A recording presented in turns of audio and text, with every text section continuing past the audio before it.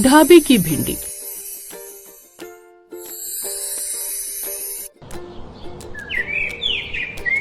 सुहानी अपने हाथों में चिमटा लिए खड़ी रहती है और बाहर की तरफ देखकर खुद से बड़बड़ाते हुए कहती है, आने दो आज इसे, आज ये घर में आए ना तो उसकी खाल उधेड़ दूंगी।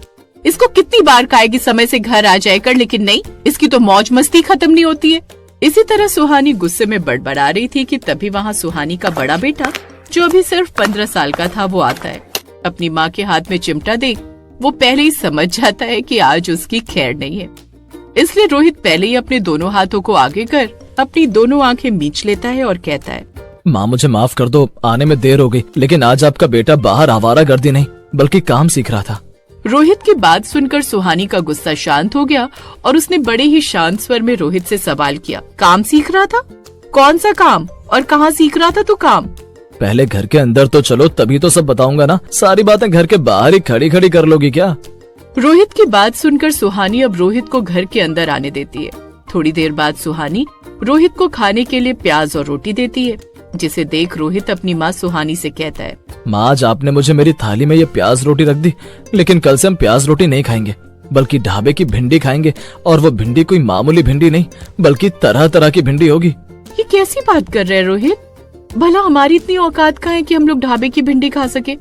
तू तो जानता है ना कि हम लोगों के पास इतने पैसे नहीं है कि हम हरी सब्जियां खरीद कर खा सके। अरे मेरी सिलाई से जो पैसे आते हैं उसी से घर चल रहा है, और कुछ समय से तो अभी मुझे कोई अपना कपड़ा भी नहीं सिलवा रहा है, जिस कारण हमें ये प्याज रोटी नसीब हो रही है। मैं सब जानता हूँ ना, तभी तो मैं आपको एक सच बता रहा हूँ। अरे मैं पिछले 10 दिन से एक ढाबे पर काम कर रहा था। आज उसने मुझे मेरे 10 दिन की दिहाड़ी दे दी, और आपको पता है वहाँ पर मेरा प्रमोशन भी हो गया है। प्रमोशन बोले तो मैं बर्तन धो रहा था, लेकिन अब मैं ढाबे पर भरवा भिंडी बनाऊंगा। न सिर्फ भरवा बल्कि और भी तरह तरह की भिंडी बनाऊंगा, और ये सब कुछ मुझे ढाबे का मालिक सिखाएगा, क्योंकि उन्हें मेरी ईमानदारी पर पूरा विश्वास है। और आपको पता है उन्होंने ये भी बोला है कि अगर सब्जी बच गई तो मैं उस भिंडी को लेकर घर भी आ सकता हूँ। रोहित की बात सुनकर सुहानी को बहुत खुशी हुई, लेकिन उसे विश्वास नहीं हो रहा था। उसने सोचा भी नहीं था कि उनका बेटा इतनी बड़ी बात कह रहा है। क्या सच में रोहित तू ढाबे पर काम कर रहा था और मुझे बताया भी नहीं? और अब तू भिंडी बनाएगा? तुझे तो ठीक से दाल बनानी भी नहीं आती। ढाबे का मालिक तुझे ये सब क्यों सिखाएगा? हाँ माँ, मैं सच कह रहा हूँ। मैंने आपको इसीलिए नहीं बताया क्योंकि आप चिंता करती। मैं देर से आता था ताकि मैं बर्तन धोने का काम खत्म कर सकूं। आज सेठ जी ने मुझे बुलाया और कहा, रोहित तेरी ईमानदारी और लगन देखकर मुझे भरोसा हो गया, कल से तू किचन में भिंडी बनाने का काम देखेगा। ओहो, ये तो बहुत अच्छी खबर है रोहित। हरी सब्जी, हमने तो कितने ढंग से ठीक से सब्जी नहीं खाई। तूने तो आज मेरा दिल खुश कर दिया। रोहित ने अपनी दिहाड़ी के 500 रुपए माँ को दिए। सुहानी ने तुरंत पैसे आंचल में बांध लिए। अब सुन, ढाबे पर पूरी ईमानदारी और लगन से काम करना, सेठ जी का विश्वास मत तोड़ना। आप चिंता मत करो माँ, मैं सेठ जी को कभी निराश नहीं करूंगा। उस रात माँ बेटे इसी उत्साह में सोए जैसे कल उन्हें कोई बड़ा तोहफा मिलने वाला हो। अगली सुबह रोहित जल्दी उठा। वो माँ से आशीर्वाद लेकर सीधे ढाबे की तरफ भागा। आ गया मेरे शेर, कल से तूने तो ढाबे की भिंडी की जिम्मेदारी ले ली है। चल आज तुझे ढाबे की सबसे मशहूर मसाला भिंडी बनाना सिखाता हूँ। जी सेठ जी। सेठ जी ने रोहित को भिंडी काटने का सही तरीका सिखाया। उन्होंने बताया कि भिंडी को धोकर सुखाते हैं, फिर किनारे काटकर बीच में लंबा चीरा लगाते हैं ताकि मसाला अंदर तक जाए। उन्होंने सारे मसाले दिखाए, हल्दी, मिर्च, धनिया, अमचूर और सबसे खास उनका गुप्त गरम मसाला। ये गरम मसाला मेरे दादाजी की रेसिपी है, इसी से हमारी भिंडी इतनी मशहूर है। याद रख, खाना सिर्फ मसालों से नहीं दिल से बनता है। रोहित ने पूरी एकाग्रता से हर बात सीखी। उसने सेठ जी की निगरानी में भिंडी को हल्का तला, मसाले तैयार किए और उसे धीमी आंच पर पकाया। शाम तक रोहित ने बहुत मेहनत की।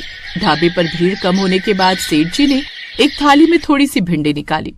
ले अब अपनी मेहनत का फल चख। आज तूने जो भिंडी बनाई है उसका स्वाद चख। खुश हो गया? अब सुन, आज हमारी मसाला भिंडी बच गई है। मैंने तुझसे क्या कहा था? बची हुई सब्जी तू घर ले जा सकता है। हाँ सेठ जी। कल से घर से टिफिन लेकर आना, मैं तुझे रोज एक हिस्सा दूंगा। आज के लिए तू ये थोड़ी सी भिंडी और ये बासी रोटी घर ले जा। रोहित ने खुशी से पैकेट लिया और माँ को भिंडी खिलाने के लिए भागा। रोहित जब घर पहुँचा तो सुहानी उसका इंतजार कर रही थी। कितनी देर लगा दी रोहित? नहीं माँ, आज तो मैं आपके लिए ढाबे की भिंडी लाया हूँ। सुहानी ने पैकेट खोला। भिंडी की खुशबू पूरे घर में फैल गई। इतनी अच्छी सब्जी की खुशबू उनके घरों में सालों बाद आई थी। सच में इतनी सारी भिंडी, ये तो बहुत अच्छी लग रही है। मैंने बोला था ना माँ, अब हम रोज ढाबे की भिंडी खाएंगे। मेरे बेटे, तूने अपनी मेहनत से आज घर में खुशी और सब्जी दोनों ला दी। तूने आज सिर्फ ढाबे की भिंडी नहीं, बल्कि मेरे लिए आत्मसम्मान और भविष्य की उम्मीद जगाई है। वो रात माँ बेटे के लिए खास थी। वे दोनों भिंडी खाते गए और सपने बुनते गए। अगले कुछ हफ्तों में रोहित ने भिंडी बनाने में महारत हासिल कर ली। उसकी लगन देखकर सेठ जी बहुत खुश हुए। अरे वाह रोहित, तू तो सच में भिंडी का मास्टर बन गया। तेरी बनाई भिंडी में तो मेरे हाथ जैसा स्वाद आ रहा है। ये सब आपकी मेहरबानी है सेठ जी। अब सुन, मैं एक नया ढाबा खोलने की सोच रहा हूँ। मैं चाहता हूँ कि तू मेरे नए ढाबे पर भिंडी सेक्शन को संभाले। नया ढाबा? मैं? हाँ, तेरी तनख्वाह भी बढ़ाऊंगा और तू घर के लिए रोज भिंडी ले जा सकेगा। लेकिन वहां तुझे भरवा भिंडी और दही भिंडी भी खुद ही बनानी पड़ेगी। तू ये जिम्मेदारी ले लेगा? हाँ सेठ जी, मैं जरूर लूंगा। मैं आपको निराश नहीं करूंगा। रोहित खुशी खुशी घर आया और माँ को खुशखबरी सुनाई। ये तो बहुत बड़ी बात है रोहित, मेरा बेटा तो अब बड़ा आदमी बन गया, मेरा राजा बेटा। हाँ माँ, अब मैं बर्तन धोने वाला नहीं बल्कि ढाबे का भिंडी शेफ हूँ। अब मैं ज्यादा पैसे कमाऊंगा।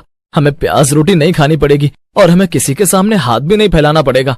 मैं आपके लिए भी बाजार से अच्छी सब्जियां लाऊंगा। रोहित ने उस दिन प्रण लिया कि वो अपनी गरीबी को हरा कर रहेगा। वो ढाबा और वो ढाबे की भिंडी अब उनके लिए सिर्फ खाना नहीं, बल्कि मेहनत और उम्मीद का प्रतीक बन गई। रोहित को सेठ जी ने शहर के थोड़े भीड़-भाड़ वाले इलाके में एक नया ढाबा संभालने की जिम्मेदारी दी, जिसका नाम रोहित की भिंडी एक्सप्रेस था। रोहित अब सिर्फ भिंडी ही नहीं बनाता था, बल्कि सब्जियों की खरीदारी और पूरे भिंडी सेक्शन को देखता था। देर रात रोहित अपनी माँ से कहता है, माँ मुझे जल्दी जाना होगा, नए ढाबे पर बहुत काम है। हाँ बेटा, लेकिन ज्यादा काम मत करना और हिम्मत मत हारना। रोहित ने बड़ी मेहनत से भरवा भिंडी और दही भिंडी बनाई, लेकिन दिन के अंत तक ग्राहकों की भीड़ कम रही। आसपास पहले से ही कई पुराने ठेले थे और रोहित की भिंडी ज्यादातर बच जाती थी। एक सप्ताह तक यही हाल रहा, जिससे सेठ जी और रोहित दोनों चिंतित थे। रोहित, भिंडी तो स्वादिष्ट है पर सब्जी रोज खराब हो रही है, हमें कुछ करना होगा। तभी बगल की आलू पूरी वाला रोहित को ताना मारता है और कहता है कि भिंडी यहाँ नहीं चलेगी। रोहित को बहुत बुरा लगता है और वो रात भर जागकर सोचने लगता है कि ग्राहक क्यों नहीं आ रहे। रोहित ने देखा कि उसके ढाबे के पास मजदूर और रिक्शे वाले ज्यादा आते हैं, जो सस्ता और जल्दी मिलने वाला खाना पसंद करते हैं। अगली सुबह रोहित को एक शानदार आइडिया आया। सेठ जी, मुझे एक आइडिया है। हम 3 तरह की भिंडी बेचेंगे, जैसे कोई फास्ट फूड, क्योंकि सस्ता खाना हर कोई खाना चाहता है। भिंडी करी, भिंडी रोल, ये तो बिल्कुल नया है। शाबाश रोहित। उसी दिन से रोहित ने काम करने का तरीका बदल दिया।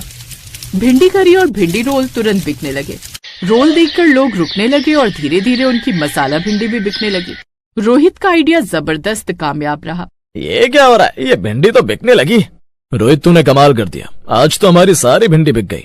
उस दिन जब रोहित घर आया तो उसके पास न सिर्फ माँ के लिए गर्मा गर्म भिंडी थी, बल्कि सेठ जी ने उसे इनाम के तौर पर ज्यादा पैसे दिए थे।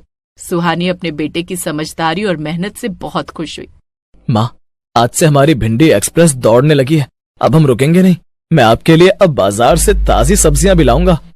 मेरा बेटा तो बहुत समझदार निकला। तेरी ईमानदारी और मेहनत का फल मिलना शुरू हो गया। रोहित ने अपनी मेहनत और समझदारी से न केवल सेठ जी का भरोसा बनाए रखा, बल्कि अपनी और अपनी माँ की गरीबी को भी हराने की दिशा में एक बड़ी छलांग लगाई। वो ढाबे का